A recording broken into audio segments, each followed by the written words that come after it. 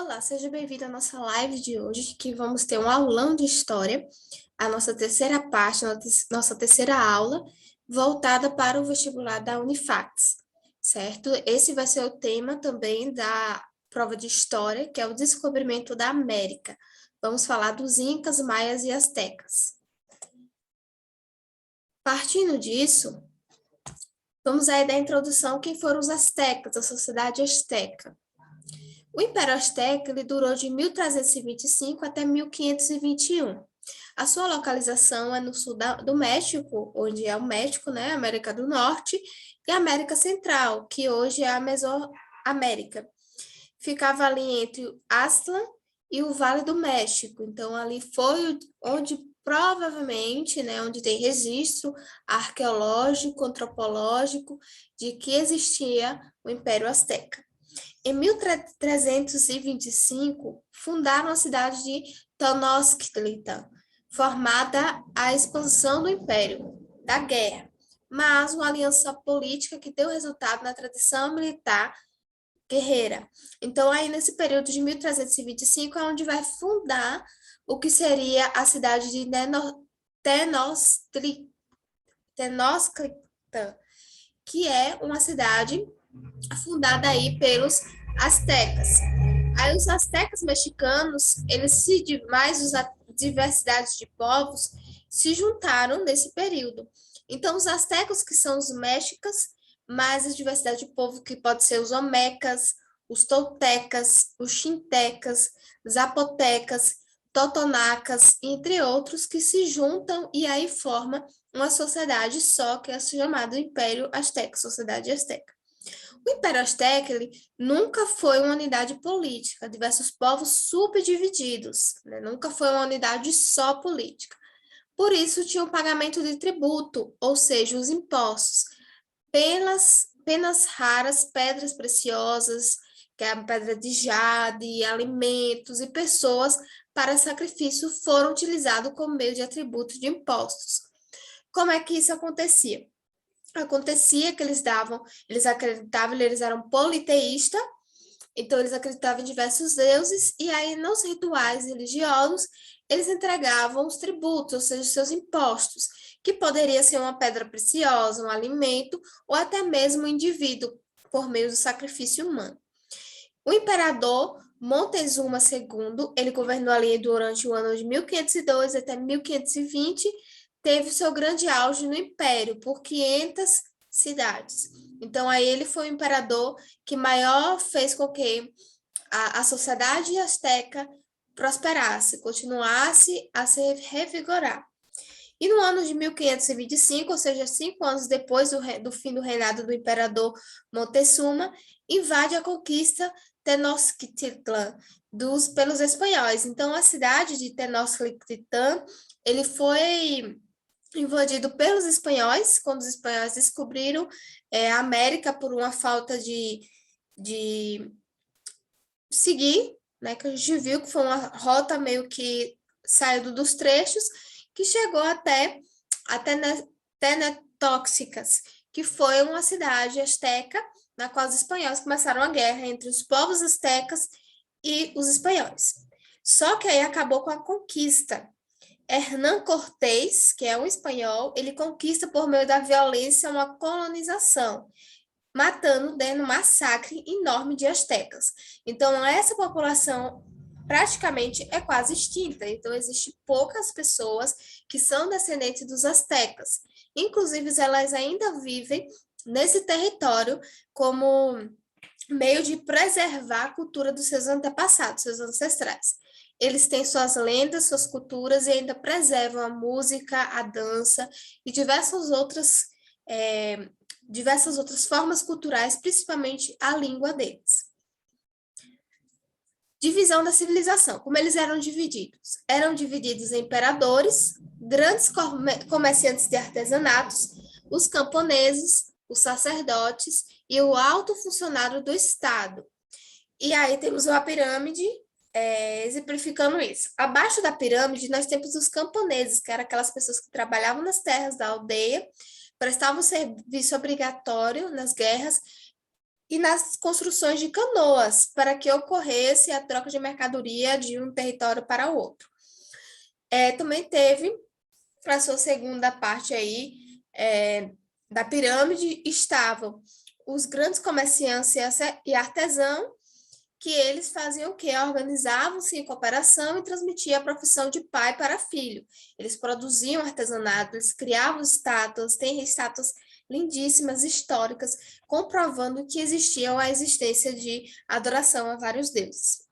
Depois vinham os sacerdotes. Os sacerdotes, eles cuidavam do culto, da educação e da religião desses povos.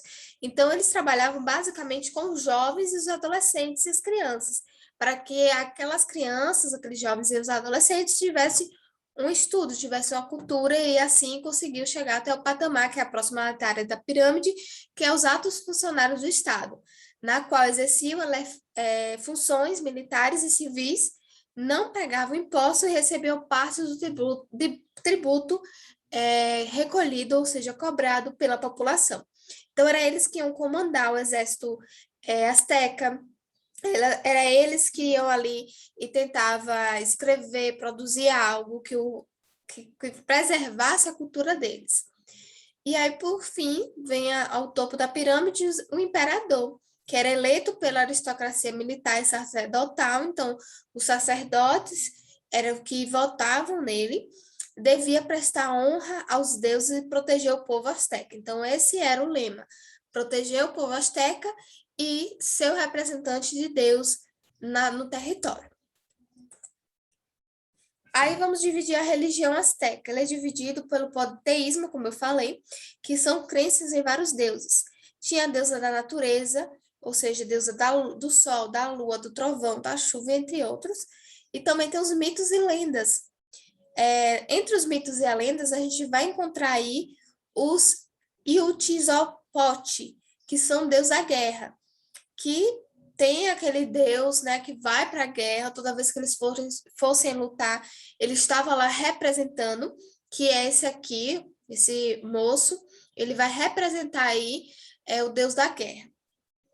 Temos também o Tonatiuh, que é o deus do sol. O Tonatiuh, ele é considerado aí o representante do sol, né, do astro sol, é ele que mandava o sol, é ele que produzia, fazia com que produzisse as mercadorias consumíveis.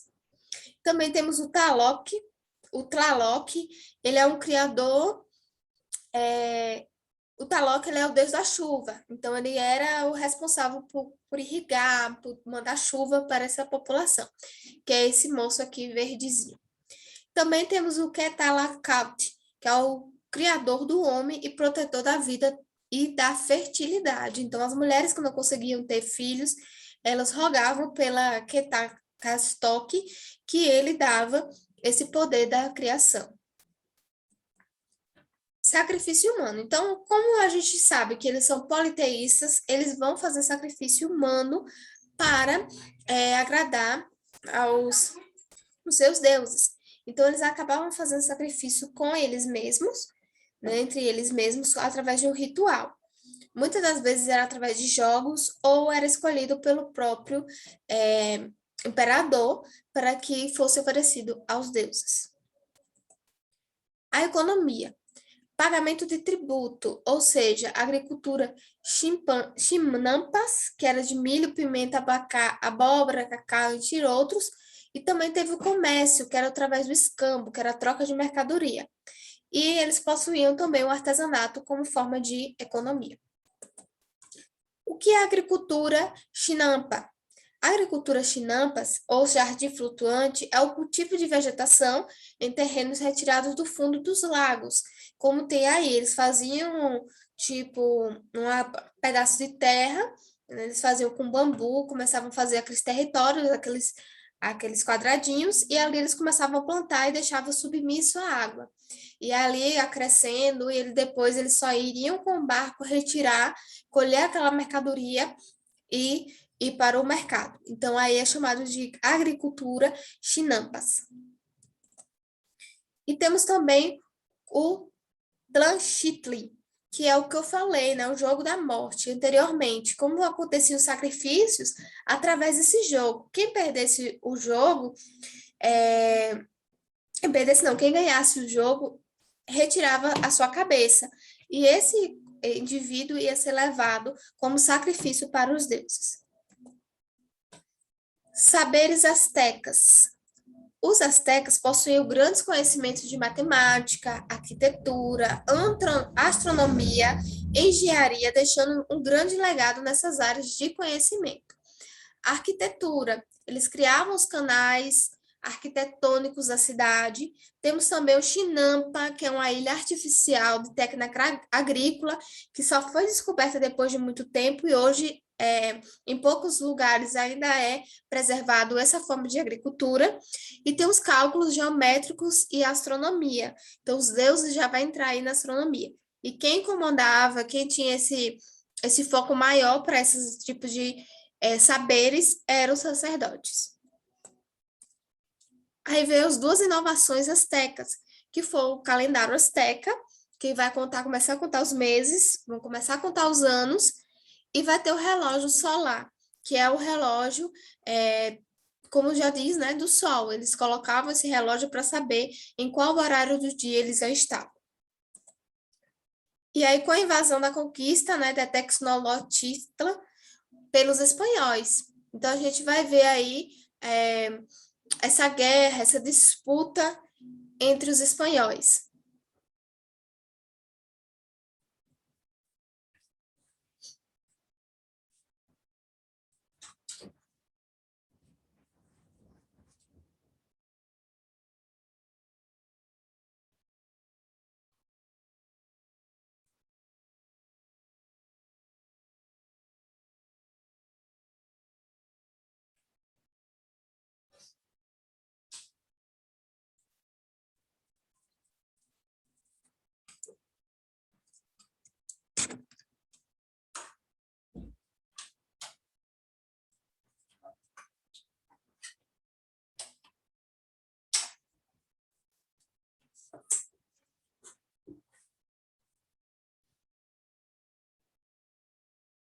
Opa, saiu aqui o nosso slide. Mas, como eu estava dizendo, a invasão da conquista de Tenochtitlan foi o caos e o fim da sociedade asteca. Passando dos astecas, vamos agora para os maias, que foi outra civilização também da América ser conquistada pelos colonizadores. A sua localização dos maias surgiu na região de Ocatán, na península localizada no sul do México, em um território de Guatemala, Honduras, Belize e El Salvador, e pêndulo do século III e XV. Então, aqui é onde está localizado a astecas, os maias e os incas. Então, a gente percebe que os astecas eram mais na região onde hoje é os Estados Unidos, né, o México, entre o México e os Estados Unidos, por isso que muitos filmes aí antigos que vão retratar aí o faroeste vão falar um pouquinho sobre a questão dos astecas. Também vamos ter os maias, que é onde é localizado hoje o México, e os incas eram na América do Sul, próximo ao Brasil. E no nosso território brasileiro, nós tínhamos também os nossos índios, como representantes dos primeiros povos civilizadores do nosso território. Temos aí a teocracia, que eram os guerreiros, a teocracia hereditária, ou seja, o chefe político, religioso e militar.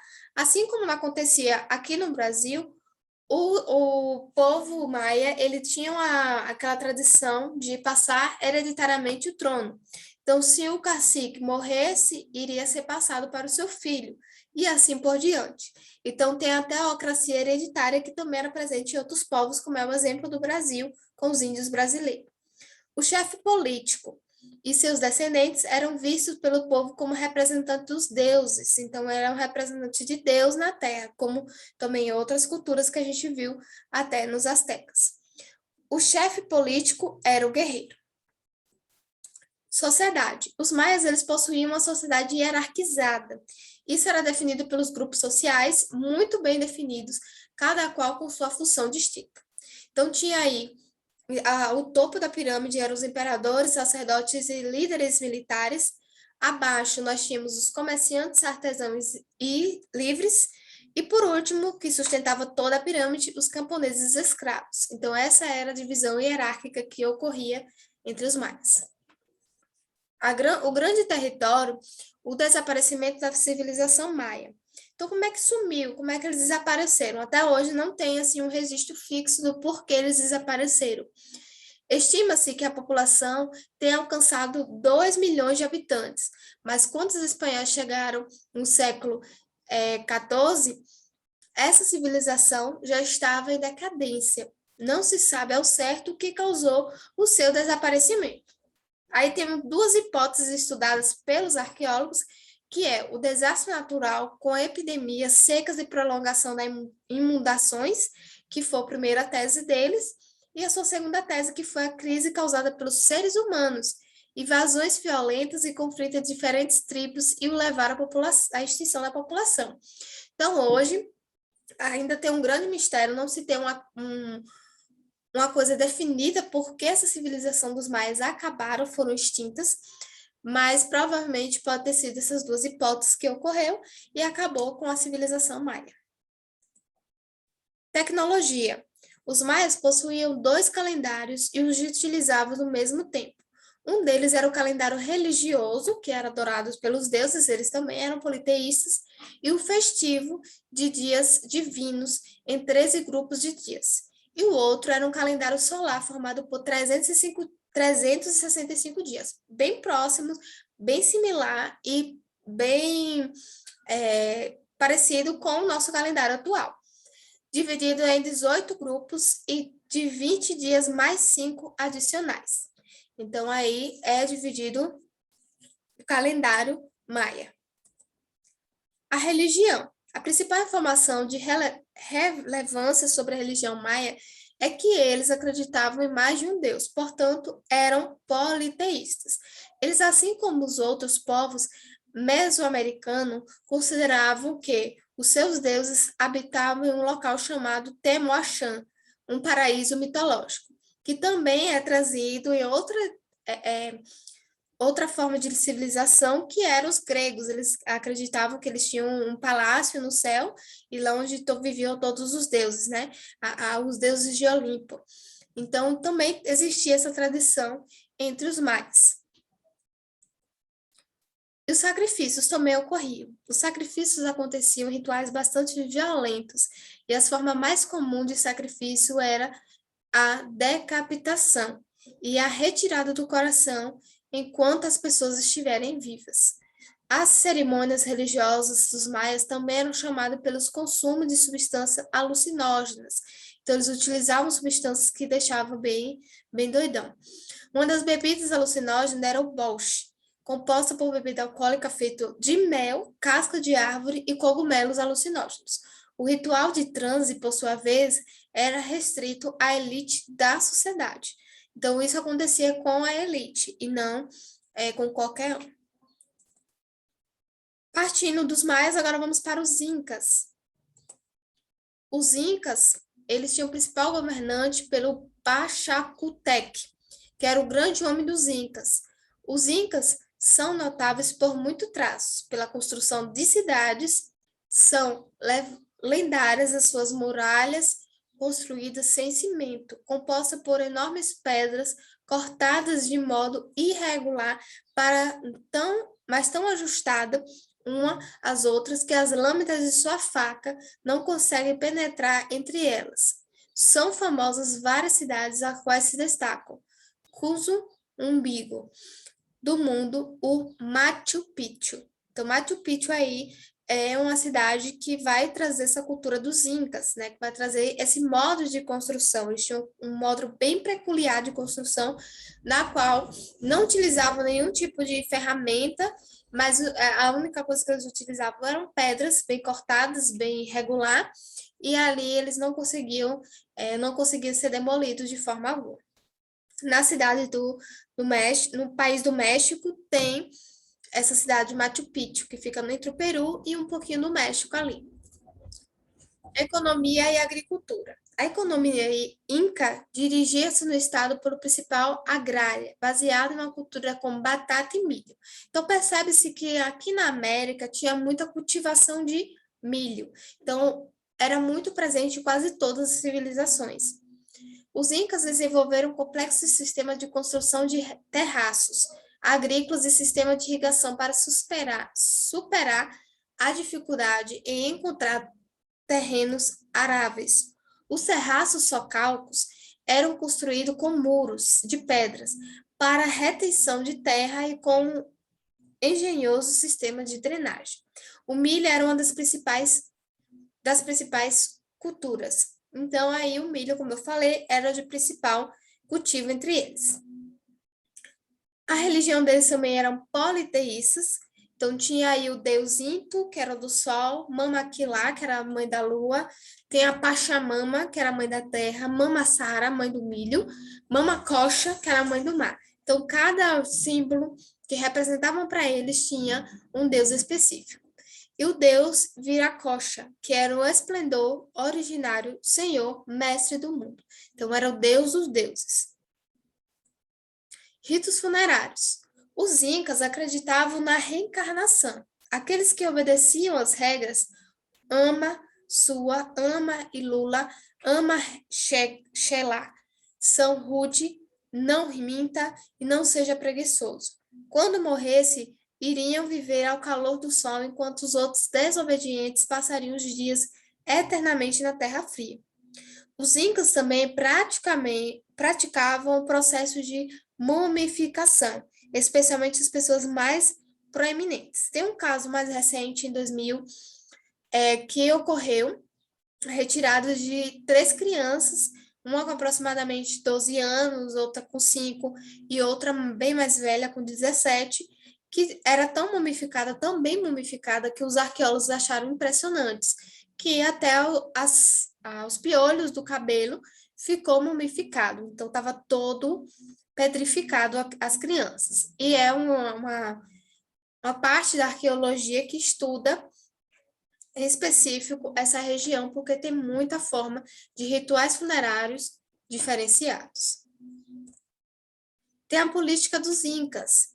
Então, a população era dividida em cada governador, era responsável por 10.000 almas. Então, eles não eram responsáveis pelas pessoas, mas pelas almas.